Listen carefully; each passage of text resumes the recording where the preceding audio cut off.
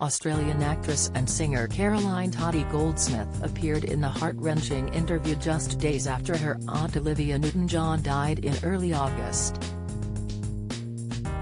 Newton-John would have turned 74 on September 26, but her niece claimed the star's death was not a shock to her nearest and dearest, 30 years after her first cancer diagnosis. Goldsmith, 60, appeared on the Australian television programme, A Current Affair, just days after her aunt's death and shared that Newton-John's health had been rapidly declining in the days before. Newton-John spent her last days in her Californian home, hundreds of miles away from Goldsmith, who is thought to live in New South Wales, Australia. The family realized that they should start saying goodbye to their beloved Olivia, but Goldsmith could not get to America. She instead contacted Johnny Sterling, Newton-John's husband, and asked if he could hold the phone to her aunt's ear so that she could say a few last words.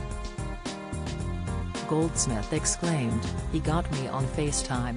I managed to see her and told her all the things I needed to say and wanted to say on behalf of my brother and sister as well, because she's been more of a mother to us."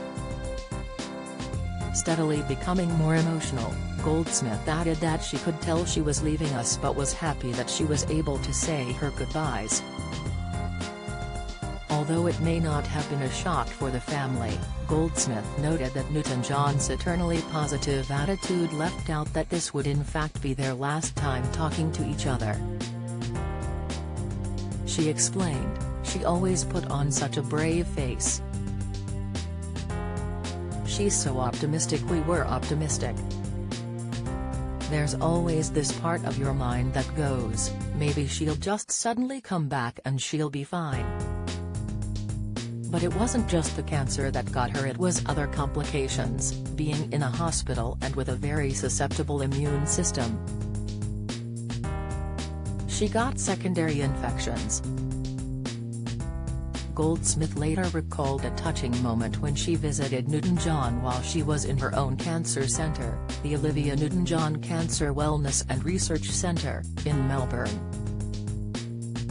She said, "There was one day, she was in her hospital and not many people knew she was there. She was really skinny and really unwell, and I said to her, 'Are you afraid of dying?' Newton-John replied, using the nickname she had for Goldsmith, 'Plonker, I'm not afraid. I've done more in my life than I could have ever imagined.'"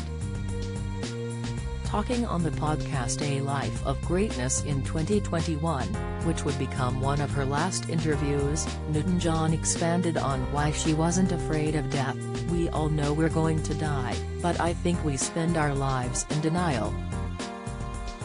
It's extremely personal, so it's hard to put into words. I feel that we are all one thing, and I've had experiences with spirits and spirit life. I believe there is something that happens. I hope the energies of the people you love will be there. Don't miss, I think all the love will be there.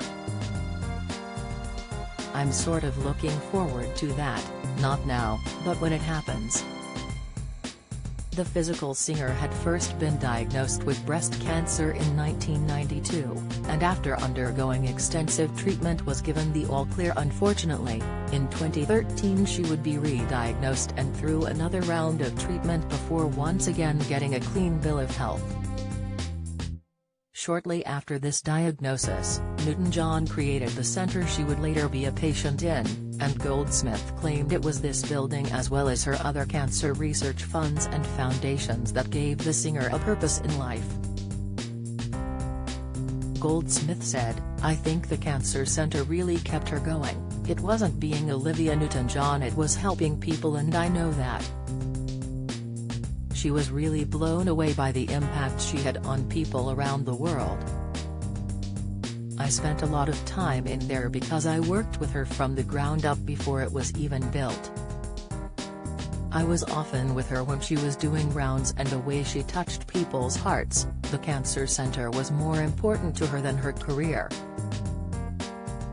She was deeply, deeply passionate about what she could give back. Goldsmith confirmed that the family would be accepting the offer of a state funeral for the late Newton-John, saying, "I think Australia needs it."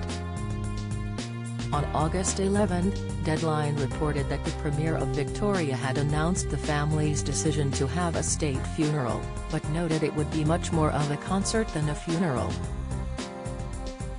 It is uncertain when the state funeral will take place.